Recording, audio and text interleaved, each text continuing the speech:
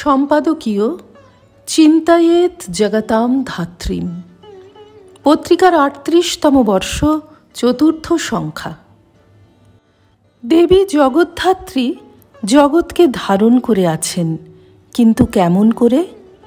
৪টি হাতে তো নয়, ক্রোড়েও নয়, বারাহির মতো দাঁতে তো নয়ই।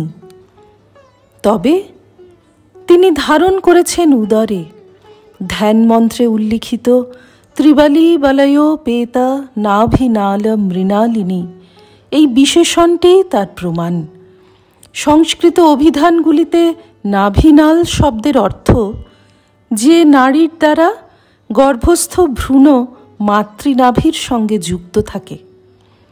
হয়তো মন্ত্রদ্রষ্টার সংকেত এই, বিশ্বব্রহ্মাণ্ড দেবীর গর্ভে, জগৎ নাভিনাল দ্বারা তাঁর নাভি পদ্মের সঙ্গে যুক্ত হয়ে রয়েছে। এক্ষেত্রে উদরের ত্রিবলী রেখাকে ত্রিভুবনের সঙ্গে উপমিত করা যায়। সাধকের ধ্যান দৃষ্টিতে তো আমরা পেয়েছি দেবীর উদরে ব্রহ্মাণ্ড ভাণ্ড প্রকাণ্ড, তা জানো কেমন। প্রসঙ্গত মনে পড়ে কাকভূষণ্ডী সম্পর্কে প্রচলিত কাহিনীটি।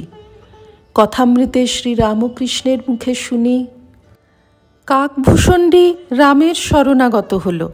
রাম তখন তাকে ধরে মুখের ভিতর নিয়ে গিলে ফেললেন। ভূষণ্ডী তখন দেখে যে সে তার গাছে বসে আছে। অহংকার চূর্ণ হলে কাকভূষণ্ডী জানতে পারলে যে রামচন্দ্র দেখতে আমাদের মতো মানুষ বটে, কিন্তু তাঁরই উদরে ব্রহ্মাণ্ড।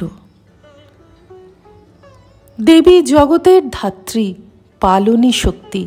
শ্রী শ্রী চণ্ডীতে স্থিতিরূপা চ পালনে ধাত্রयै নমো নমঃ, নমো জগৎ প্রতিষ্ঠাयै ইত্যাদি শ্লোকে তার আভাস রয়েছে। জগতের পক্ষে যা স্থিতি, জগন্মাতার দিক থেকে দেখলে সেটি পালন। তিনি পালন করছেন বলেই জগৎ স্থিত হয়ে আছে। শ্রী রামকৃষ্ণের উক্তিটি মনে পড়ে, তিনি না ধরলে, তিনি না পালন করলে জগৎ পড়ে যায়। জগৎ স্থিত অর্থাৎ একটি নির্দিষ্ট আশ্রয়ে প্রতিষ্ঠিত, এই জন্যই দেবী জগৎ প্রতিষ্ঠা।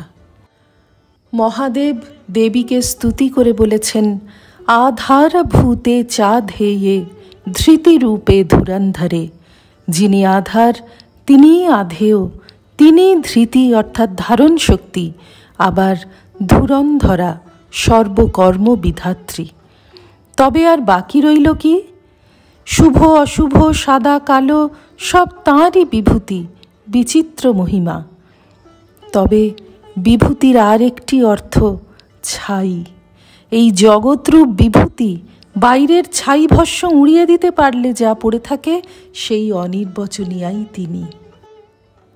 অপত্য স্নেহে জঠরে ধারণ করে আছেন, তবু মনে প্রশ্ন জাগে, যাহারা তোমার বিষাইছে বায়ু, নিভাইছে তব আলো, তুমি কি তাদের ক্ষমা করিয়াছ? তুমি কি বেসেছ ভালো?